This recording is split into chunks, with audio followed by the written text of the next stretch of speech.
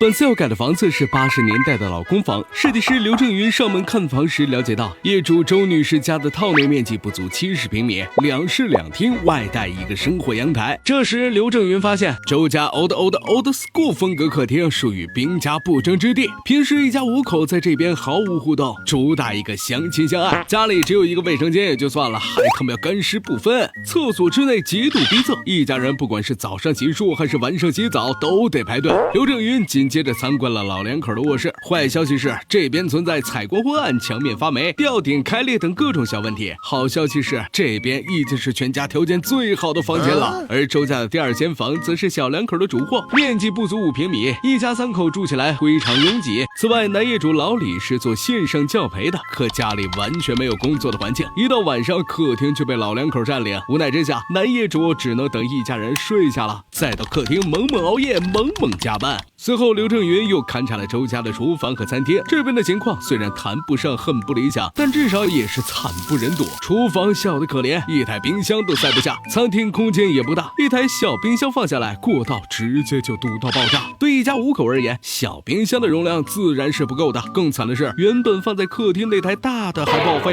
废了，老人家也不舍得扔，这几年直接扔到阳台站岗，让本不富裕的收纳空间雪上加霜。看房结束后，周女士向刘正云提出了3点改造要求。首先，她的女儿明年就上小学了，所以要给她打造一个独立卧室以及独立的学习区。其次是男业主长期处于居家办公状态，所以需要为他打造一个工作区。最后一点则是对他家拉胯的餐厅厨房进行一波功能和格局的升级。接下任务后，刘正云第一时间回到工作室商讨设计方案。由于业主家的高度不足2.8米，无法搭建阁楼，想要2房改3房，只能将客屋格局推倒重来。为此，他首先将入户门方向改变，并增设独立的鞋帽包包收纳区。考虑到周家之前的厨房和餐厅一个在东一个在西，动线很不合理，刘正云将入户的客厅改成餐厅，并把厨房安排到了阳台的位置，煮完饭直接可以上菜，很方便。阳台的一部分功能保留作为晾晒区，而原本的厨房则被打造成小宝贝的独立儿童房。另外，由于周家仅有一个厕所，早八高峰堵得不行，刘正云索性将原本客厅和工位之间的隔墙拆除，直接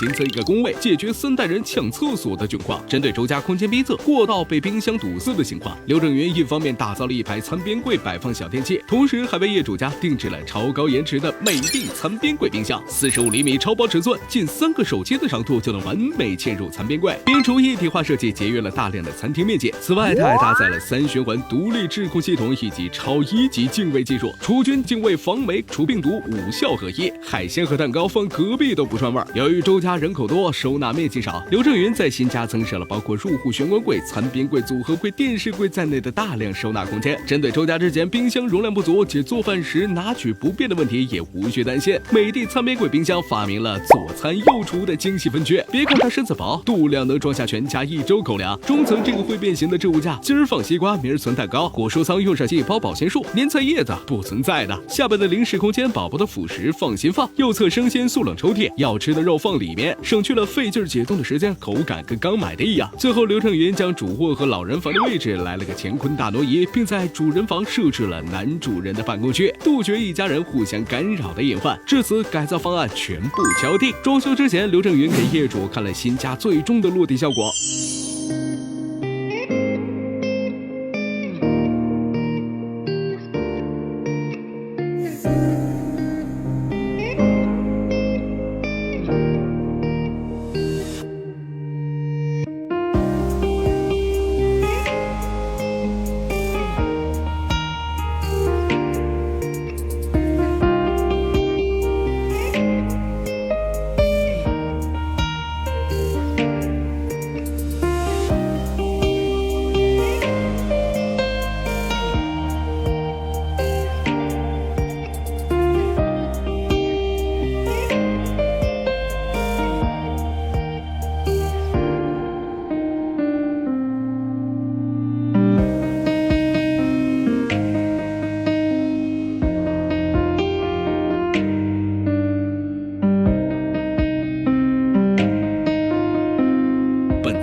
硬装含人工报价9.4万，软装7.1万，全屋整装报价16.5万。各位小伙伴，你们怎么看？